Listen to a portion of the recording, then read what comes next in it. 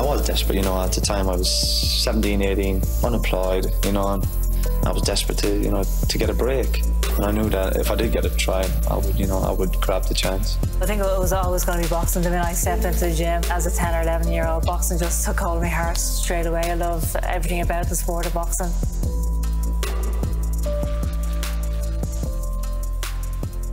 Hello, I'm Marie Crowe and this is We Become Heroes, the RTE sport podcast that explores how elite athletes and sports people reach the top of their game and the lessons that they learned along the way. I'm delighted to say my guest today is former Republic of Ireland player and manager, Mick McCarthy. Mick, thanks so much for coming on. How is life?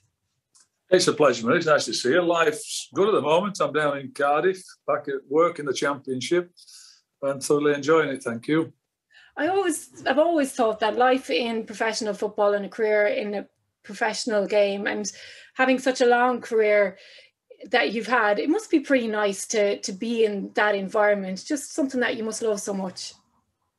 Oh yeah, for sure. It's funny when I'm not doing it, I kind of enjoy the break in the summer, but then I crave it when I'm coming back, and I love it being here with the players. I love the crack with the lads, I love the crack with the staff, I love the organisation, the organising things and doing the coaching and being managing, everything that goes with it. You know, playing the games is the best. That's the best part. Of course, we all lose sometimes, so we know we get beaten. That's when you get the disappointments. But you know, you get a disappointment, you just crack on to the next one, see if you can win that one. Yeah, it's great at least to have something like that is of the same value almost coming up pretty much week on week. And even when you think about how many different jobs that you've had over so many years, and you're still going and still in demand and still have so much to offer, whatever about your coaching ability, but it must say a lot about your personality to sustain such a long career in a stressful environment where you have to please a lot of people, fans, players, owners, all the rest. Oh yeah, there's all of that. You as a player, you're pleasing, first and foremost, you please yourself. And if you please yourself as a player, generally you're playing well. So you please the boss, you please the fans, you please everybody else, that's okay. You please your teammates. You know, you are you're spinning plates with players, picking them, choosing them, training them, coaching them, managing them. You've got to manage upwards to the maybe the CEO or the owner. And then you've got the fans, who everybody has an opinion. And of course, there's all these platforms now that can voice their opinions on.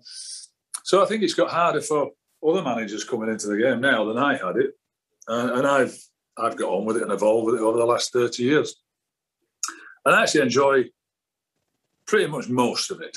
You know, there's a bit with, and I'm not about the press and the media, because I quite enjoy sparring with them as well most of the times. But there's you know, you pick the team and everybody's got an opinion. I'm not on social media. I think some of the younger managers who are, it must drive them insane. That's something I won't be getting involved in. Not a single do, I can rest assured. Have you spent a lot of the last few weeks watching the Euros? I have, yes, and I've thoroughly enjoyed it. I mean, I wish we'd been there, of course, but sadly we weren't. Lots of circumstances surrounding that, and then we didn't have any games in Dublin, in Ireland, of course. It's been great, and I watched the semi-final last night. I thought England were very good, although you know, Denmark, who we played, put up a really good show. It's been great. I've thoroughly enjoyed it, and I'm looking forward to the final on Sunday. How do you find watching England? Because it's been such a big debate here over the last few days about whether or not Irish people can comfortably support them and whether they're happy for them when there is success. And the tide seems to be changing a bit now. The narrative is they're a really nice bunch of lads. Gareth Southgate is a really good manager, and people seem to be getting behind them. I agree with you. I think the narrative has changed for it. I mean, England, there always seems to be a story coming out about players misbehaving, doing something's wrong. There's not been anything. Gareth Southgate is a genuinely lovely fella and obviously quite capable. And I think he seems to have got the players all behaving in that way, whatever you might think. He's like a respectful way, a humble way, a way that I think people will take to them, whether it's England fans or anybody else. I mean, in Ireland, for heaven's sakes, if you look at the English team, all of them play for teams that Irish fans support anyway, you know, whether it's Man United, Man City, Liverpool, all the teams that they come from. So they must have some support when they're playing there. Whether it's appropriate to support them or not, I mean, I don't get excited about it. I'm not. It's strange if you're not a football. When you do it professionally, and I see all the fans last night singing and dancing and hip-hip. We kind of do that on a Saturday or a Tuesday night. It's unusual for us. And I've asked some of the other lads around here today, who support England. We celebrate, no, not really, Gaff. It's a bit strange, you know. Don't get carried away with it. So it's been one for the fans. They've had a great time. Yeah, and I think especially because there was no fans of sport for so long that it almost feels like it's something worth celebrating, even if that you're not. It is, and wonderful to have them back in stadiums. It's just making the game so much better. Yeah, and will England win on the weekend? Will they win? I think they can. I said all along that I thought England could win it. Italy are a very durable, good team. They've not lost for 32 or 33 games. So that speaks for itself. I don't have to speak about them. But I do think that England have got the firepower. They can beat them, yes. I don't think there's no doubt in my mind that England can win it. Whether they do, I mean, I toss a coin. They're both two good teams. But England are good enough to win it, yes. Okay, well, we will find out soon enough. Now we're going to get into our questions about your career, if that's okay with you.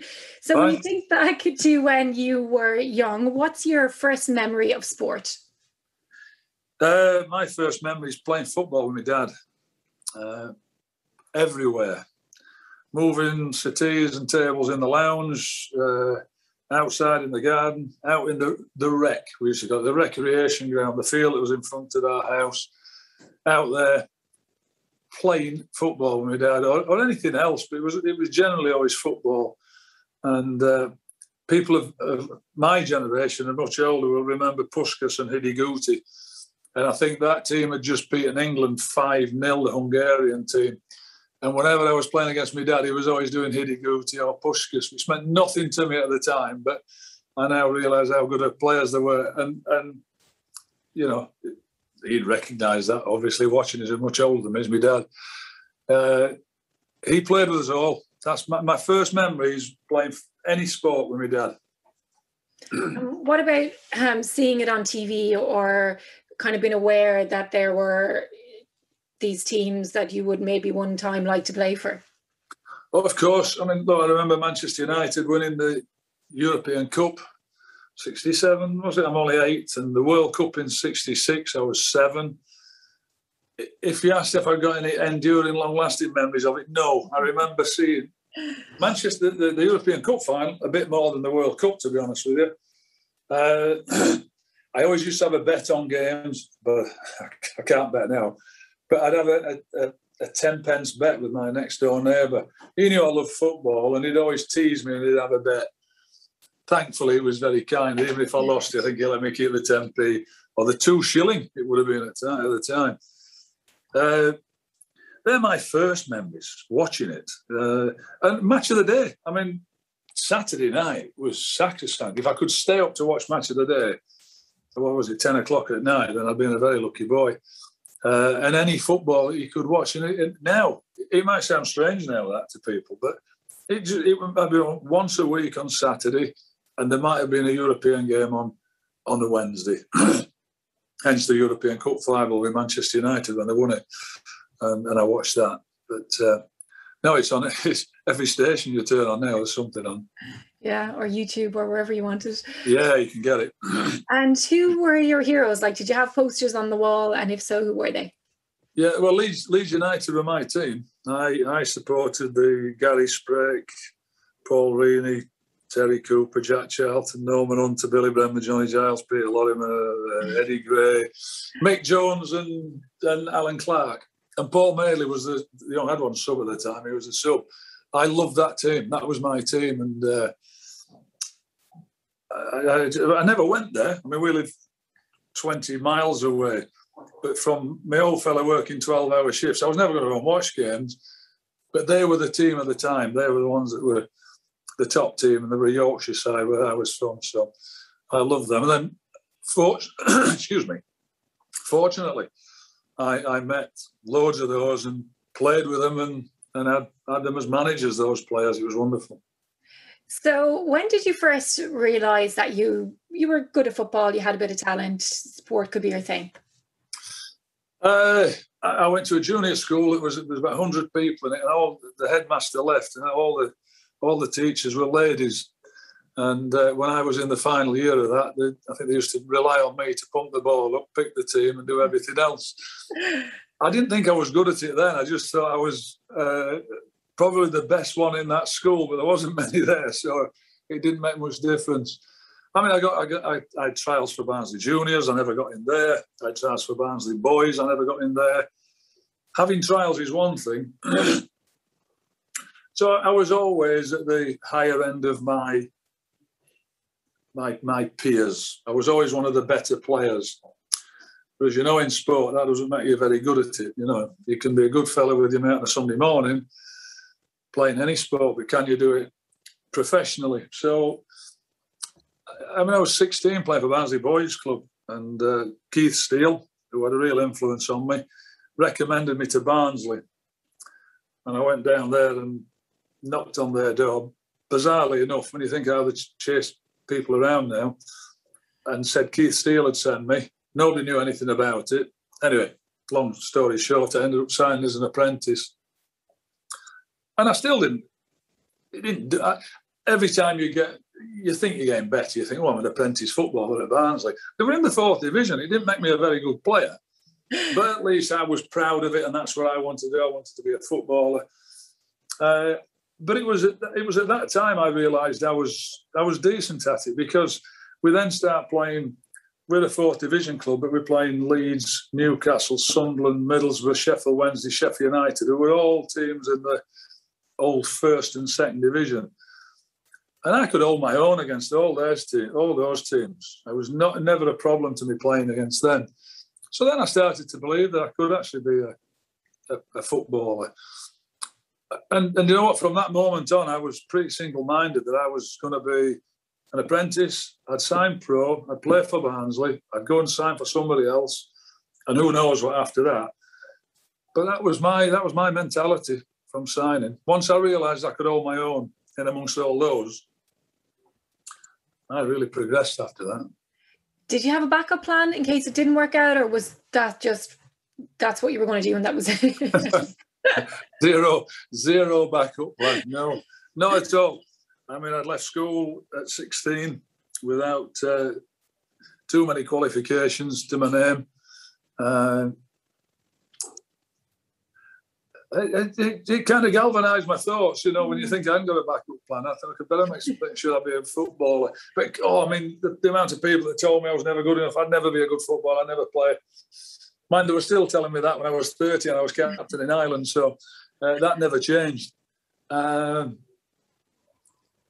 No, I look back now and I say to the lads here, the younger lads, get a backup plan. Don't just rely on football. And because you might be the best player of all, Marie, but you could get injured. Mm-hmm. You know, something as bad as that can happen. It's not just going to be plain sailing. And it's not an easy career. It looks it when the players are playing for the national team. They all seem to have loads of money and it's everything. There, you have to work damned hard and have to be pretty selfish at times and single-minded, and you've got to make sure that you make a living out of it. You've obviously seen so many footballers come and go through your playing career and your management career. What is the best asset for a footballer to have, do you think? Oh, wow, that's a question. The single most best asset, I would say attitude. Mm-hmm. Attitude, determination, belief. They probably come under attitude, I would have thought. That, they all come there. Because, and people might hear this and think, no, it's got to be ability. Surely it's got to be, skill, talent. Well, you kind of get to a football club because you've got skill and talent. But loads of them get to that point, and loads of them never get anywhere. And through my own experience, I wasn't the best player. And then I realised why people told me I'd probably never make it. But I did, because I was a determined little sod, a determined big sod as it turned out in the end. And I had to work for it. And I was never say die, never give up. Always happy to have a scrap. Not physically, but a football scrap, you know. And I made it out of a bit of bloody mindedness and sheer determination. And if you've got that, you've got a chance. And the players that I really can't get on with, the ones who've got super talent and don't want to run around and don't want to do the hard yards and don't want to be single-minded and be part of the team. I don't have to be part of the team, because there are some who are, you know, there might be lone individuals, lone wolves a little bit, but they work hard. And I don't like the ones that don't, I'm afraid. And I make it known to all of them. Yeah, unfortunately, there are plenty of them, and often they don't realise what they need to do until it's too late. So when you were developing as a footballer and were following your dream, what was the thing that you had to work hardest at in order to succeed? I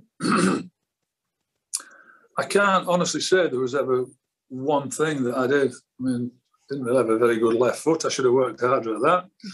I made sure I was probably the best header of the ball in the club. So I was a centre-back and I was a good defender.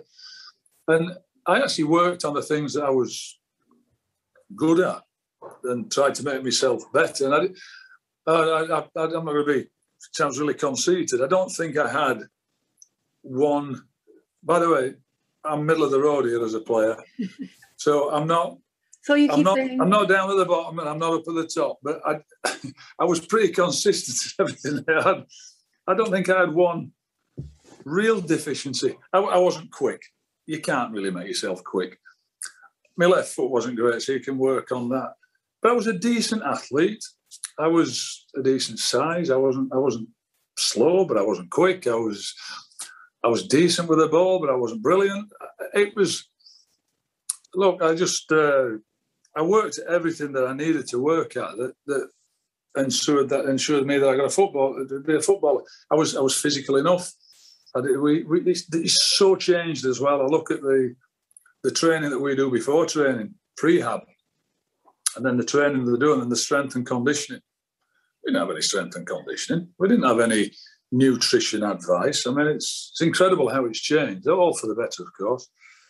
So I saw that question. I thought, you know, I just worked at everything I needed to work at to make me be a player.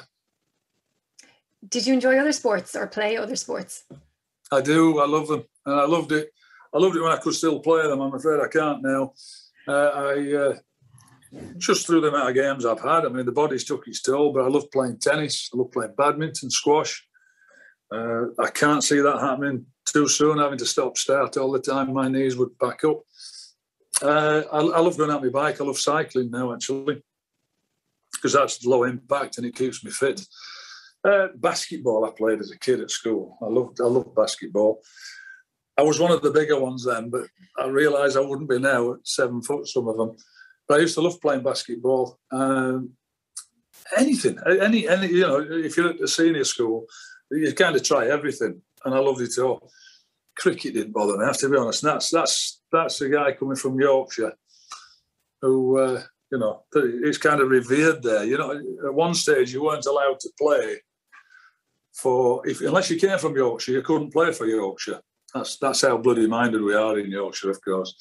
And I remember when we were having our second child, we were at Manchester City, and my wife Fiona was having the baby because we didn't know what we were getting in Manchester. And I had people say to me, "You do know if it's a boy, he won't be able to play cricket for Yorkshire." I said, well, thank God for that, because it wouldn't be. I'd sooner him play football for somebody. I mean, that's so. No, cricket wasn't my bag. But anything else, I'd have a go at it. I was, you know, pretty good, decent at most. Not great, but decent. You still look like you are really fit, and I know you're saying the body stops and starts a little bit. So obviously that must be something that's important to you, is it, to stay fit now? It is. It's inbuilt, I think, that. I mean, not in everybody, but myself and TC, Terry, my assistant, we're in the gym at 6:30/7 most mornings. I do an hour on the bike and then do some weights, and he's pumping the weights out. So you've got to keep fit. I think it's important that, players see that you're taking a bit of interest in yourself and keeping yourself in good shape. I'm never going to join in the football again, that's for sure. But it is important. And the one game I love playing. I'm not very good at it, golf. That enables me to, I want to be fit. I want to be able to walk around the golf course and keep playing. And I want to be able to play with my grandkids, and I want to be able to go out cycling. And actually, I like eating and I like drinking. So I like a bevy. So keeping slim, keep stark, and I can do that. Are you competitive in the gym with TC? No, we're on different things. I say he's out there pumping his weights more than I'm on the bike. I wondered this morning, actually, because I was in there slightly before him, and I'm sure he was hanging out to make sure he left after me this morning. So there's a bit of a competition going on. But I tell everybody, Marie, all the players, every day is a competition. Mm. You're a footballer, and sometimes I look back and I kind of regret. I can't say I regret it. I sometimes feel as if people who know me, even my family, every day was a competition. It didn't matter what it was. Every single day. Even with the kids playing anything, it was competition. And I guess, look, that's why I guess I've had any success I've had is because I've been competitive. Mm-hmm. But sometimes it's not nice, Sometimes you could just go, I still can't. I haven't got it. So. Is there a difference, though, between being competitive, which is seen as a good thing, or having things as a competition, to win at all cost attitude? Yeah, I had that as a player. There's no doubt I had that. Just the way I played, I go flying into tackles, whether I got hurt or anybody else got hurt. I challenged with my head and had it cut open a number of times. I guess my nose has been broke a couple of times. I did have that, and I think that side of me is somewhat. And I'm not winning at all costs. I'm not cheating. No, I'm not having that. I'm not going down that road. But physically, anything I could have done on the football field, I would have done it. Now, anything I can do within the rules or the parameters of the game, and we can, sometimes you might be stretching them, then yes, I'll do it. And I want to win. But I haven't gone soft in my old age, but I can't play anymore, So I say on the pitch, it was a different ball game with me. It was win at all costs, and that's what I'm saying. I don't think it made me particularly nice. It's a common theme in these podcasts that I have done, that people have raised that win at all costs and essentially don't regret it, because it was they were driven by the sport and they want to win, and it was just part of them, and probably made them the players that they were. And I agree, Marie. I couldn't do it any other way. It's either 100% or forget it, because I had to. I wasn't good enough to do it any other way, and I've realised that. I'm sure I realised that a long time ago. I had to do it. And you don't when you're younger, you're doing it. And then I understand why I was like that. Mm-hmm. And I had to be. And I still am. I still do it. But I'm not playing anymore. Yeah. But I still drive everybody else to be the best they can. Did you ever have a setback in your career, a difficult one that you had to overcome?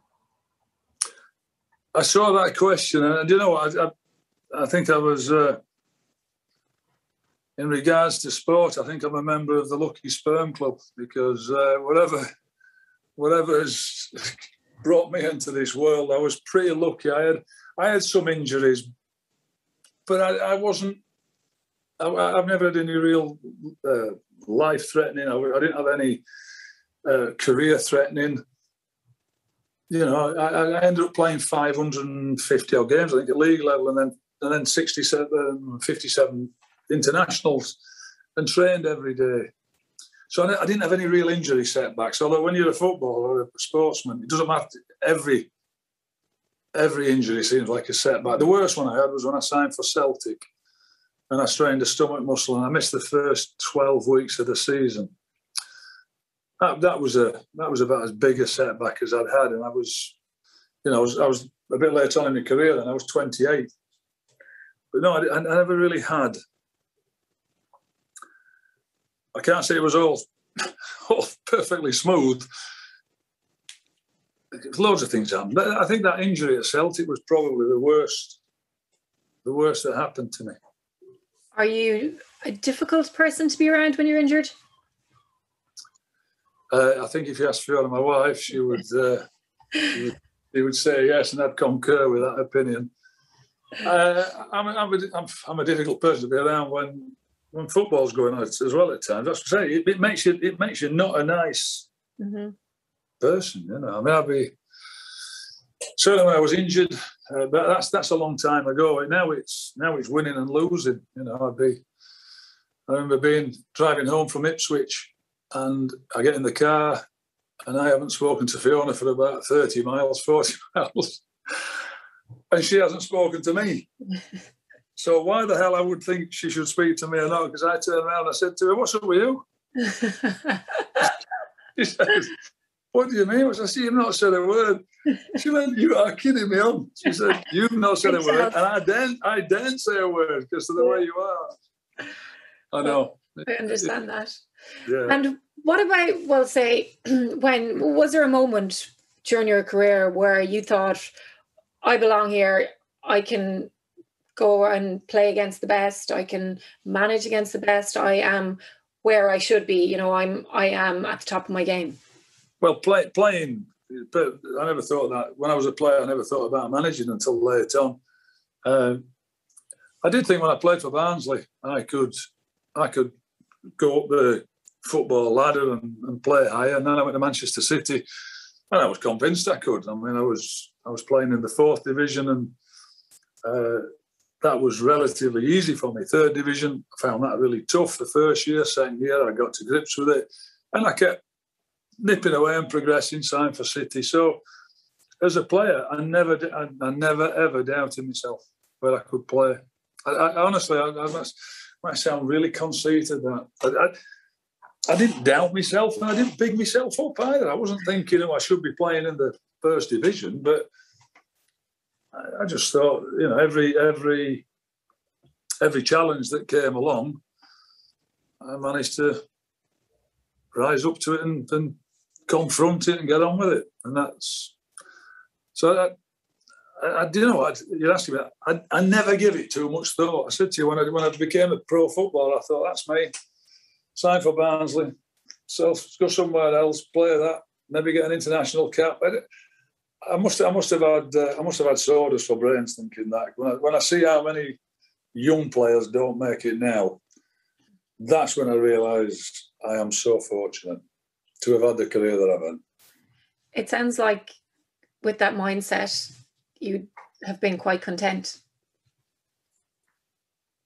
You think so? I'm never content with just what I've done. No, not at all. I wasn't as a player. I always want. That's what I'm saying. I just wanted to keep going and keep going and get as best I can. And as far for me, playing for Ireland, having 57 caps. You know, I remember when I first got Owen Hand picked me, and I thought, brilliant. And then I got the first cap, and I didn't get too many good reviews. I thought, if I can get 10 here, and I got 10. I wanted 50. I wanted 50 caps. I wanted that gold medal for 50 caps. And Marie, I got them.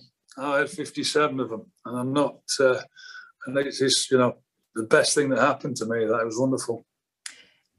What would you say was your greatest success then? Well, as a player, playing for Ireland and captaining the national team in Rome against Italy, that has to be. That was the pinnacle of my career. If you've asked me what was the best night of my life, that is. And if you ask me what the worst is, that's it as well, because we lost. No, not the worst night of my life. It was the best night of my life. The biggest disappointment on the pitch coming off when we'd lost to them. I actually believe we could get to the final that year. I thought we were that good and that solid. It wasn't to be. We lost to Italy in Rome. So as a player, that has to be it. And as a manager, managing Ireland in the World Cup, that doesn't get any higher than that. And getting to the last 16 and playing so well against Spain, it was a great tournament. And sadly, that tournament gets overlooked slightly for other things that got in the way. Does that bother you? Nah, not really. I guess not really, because I had my happy memories of it. But it slightly irks me when I hear the talk about other tournaments. That it only gets remembered for one thing, as opposed to the team that were great, a really young team, vibrant team that played really good football and actually performed fantastically well. So it bothers me for them as much as anything. I don't think they get recognised for the achievements they had. Yeah, and I know people ask you about it all the time. Does that bother you? Like, still now, and everything that's happened and went on, you get asked about it regularly? I do. Yeah. It's just part of my life. I said it would happen, and it does. I mean, the most obscure things. I mean, I think it's some people who they recognise me, then they think of something that they can say to me, so they come and say that. You said when I was a player. I remember that own goal you scored. All right, okay. What about a goal I scored or a game I played well in? It's always something kind of negative that they blurt out. Yeah. But it's part of my life, and I wouldn't change it at all.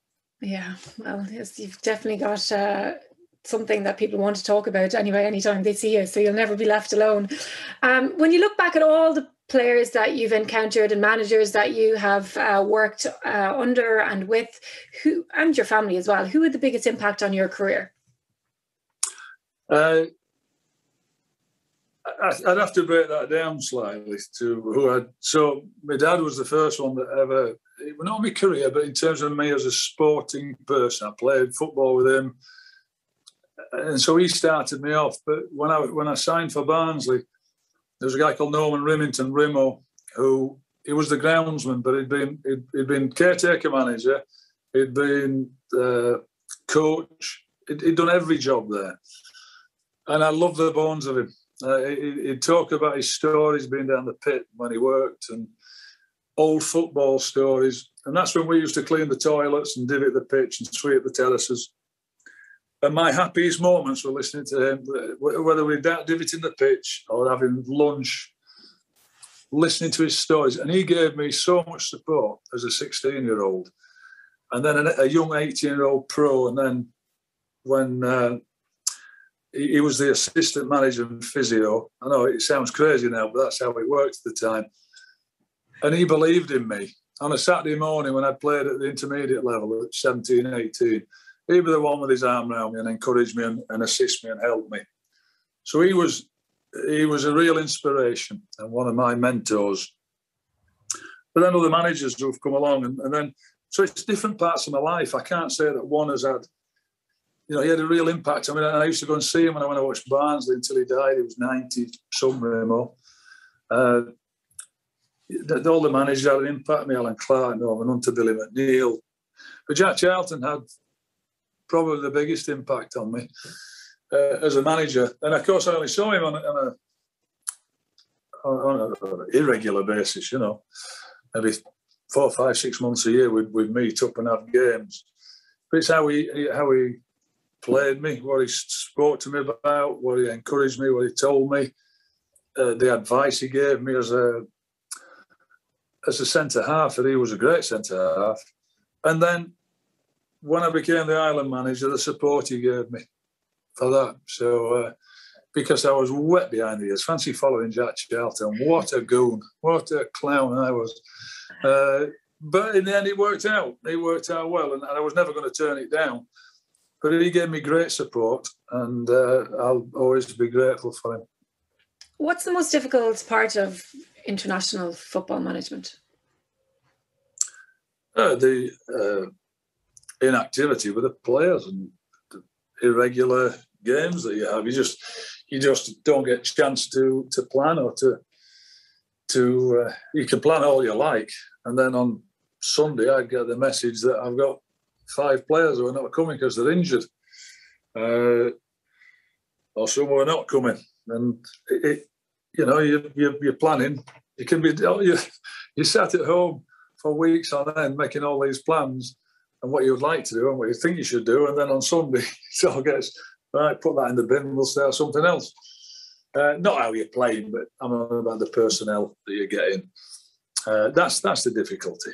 That is, fortunately, we always had it with Ireland, and I had it when I played. I think we had it when I was the manager. That lads so loved coming into the place. There was a great. As soon as they came in, there was a great buzz. And Mick Burnaby there giving you a big hug and a kiss, and how are you, and little Charlie and all that, Charlie O'Leary. And it was such a happy camp that it made up for that lack of time with them. When they came in, they all just wanted to get down to work and do really well. And of course, we had years and years of success.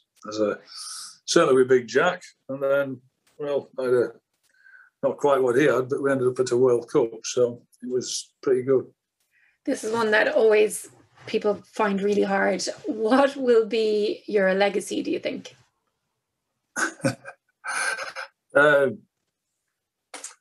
What do you mean? What people think of me? What people would see me as? I hope they all think I was somebody who promoted players to work hard, who was a hard working himself, and pretty durable, having more than 1,000 games as a manager, and 500 odd as a player. Just somebody who worked hard and gave his best and didn't accept anything less. And if people think that about me, and that, you know what, I treated people properly and fairly and honestly, and I'd settle for that. What about what do you think is your standout performance from your career? As a manager, I mean, I find it hard to. I don't think anybody's alive who can remember me playing anyway. So, as a player, as a manager, I'd have to say it would be the Holland game when we're playing against a great Dutch team. Of course, we'd drawn with them in Amsterdam, and it's to get into the playoffs effectively. And we go down to 10 men, and I think one of the questions was what performance would what's the question? Would define me. Yeah.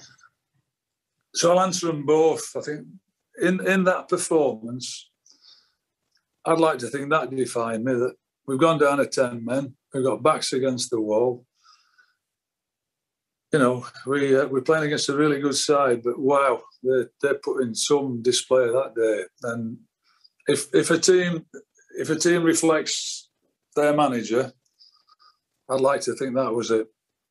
That against all odds, that we got a result that, because I said I wasn't the best player, but wow, you didn't want to play against me because I'd scrapped tooth and nail right to the last minute. I don't just mean you. I mean, I wouldn't want to play tennis or golf against you. No, I mean, he's just never ever going to give up. It's relentlessness that wanted to win and do it. And I said at times I look back on it and I think I've done things that people might not like me for because of it, but hey ho, so what? That's the way it is. So I'd like to think that would be, I would say that of my teams that I like to put together, they've got ability. I mean, Jason Mack's goal was wonderful, and that team played some great football. But when it came to it and they had to scrap against all the odds, and even then following on, going to Iran and having to play in Iran under those circumstances that night, and losing 1-0 in the 94th minute or something. They were a pretty resilient bunch, that lot. They were great. So what next then for you? We're heading into a new season. Oh, the highlights of what next is Bath City on Saturday. Bath City is a pre-season friendly where we'll just play 2 45 minutes. So I'll pick 2 teams, one will play one half, one will play the other. And then it's Cardiff City for me this season. We've got our first home games, Barnsley at home.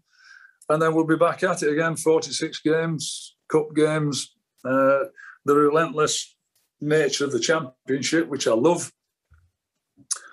And just getting back into it. Yeah, it's great. I love, and we'll have fans in as well this year, which will make a big difference. Yeah. think everyone will be looking forward to that. Mick, thanks. Can I ask you a question, please? Yeah, of course. Because, well, so you got my email and I gave it, your WhatsApp me. So I thought, right, well, I'll put my phone now on my WhatsApp, and I saw the picture. So what's the team? What's the shirt? Who are you supporting? County Clare, where I'm from.